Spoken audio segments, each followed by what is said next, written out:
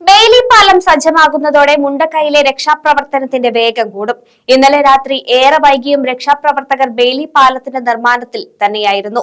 മുണ്ടക്കൈയിലെ പാലം തകർന്നത് രക്ഷാപ്രവർത്തനത്തിന് വലിയ തരത്തിലുള്ള വെല്ലുവിളിയാണ് ഉയർത്തിയത്. ബെയിലി പാലം പൂർത്തിയായാൽ രക്ഷാപ്രവർത്തനം അതിവേഗമാകും. പല അവസരങ്ങളിലും നമ്മൾ ബെയിലി പാലം എന്ന് കേട്ടിട്ടുണ്ട്. സൈന്യം ബെയിലി പാലം നിർമ്മിച്ച് രക്ഷാപ്രവർത്തനം നടത്തിയ വാർത്തകളും വായിച്ചു കാണും. എന്നാൽ എന്താണ് ബെയിലി പാലം എന്ന് അറിയാം. മുൻകൂട്ടി നിർമ്മിക്കപ്പെട്ട ഘടകങ്ങൾ കൂട്ടിയോജിപ്പിച്ച് എളുപ്പത്തിൽ നിർമ്മിക്കാവുന്നതും എടുത്തു മാറ്റാവുന്ന തരത്തിലുമുള്ള താൽക്കാലിക പാലമാണ് ബെയിലി പാലം. രണ്ടാം ലോക മഹായുദ്ധകാലത്ത് ബ്രിട്ടീഷുകാരാണ് ഈ ആശയം ആവിഷ്കരിച്ചത്.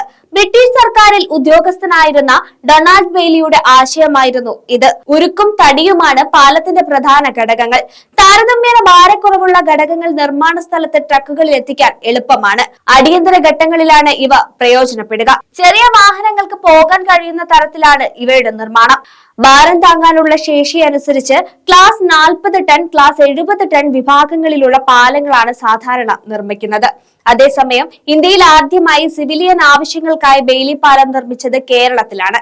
പമ്പാ നദിക്ക് കുറുകെയായിരുന്നു ഈ പാലം. പത്തനംതിട്ടയിലെ റാന്നിയിലെ പമ്പാ നദിക്ക് കുറുകെയുള്ള 36 വർഷം പഴക്കമുള്ള റാന്നി പാലം തകർന്നപ്പോഴാണ് പകരം താൽക്കാലികമായി ബെയിലി പാലം നിർമ്മിച്ചത്. 1996 നവംബർ 8-നാണ് റാന്നിയിൽ സൈന്യം ബെയിലി പാലം നിർമ്മിച്ചത്. രാജ്യത്ത് ആദ്യമായി സൈനിക ആവശ്യത്തിനായി ബെയിലി പാലം നിർമ്മിച്ചത് കാശ്മീരിലാണ്.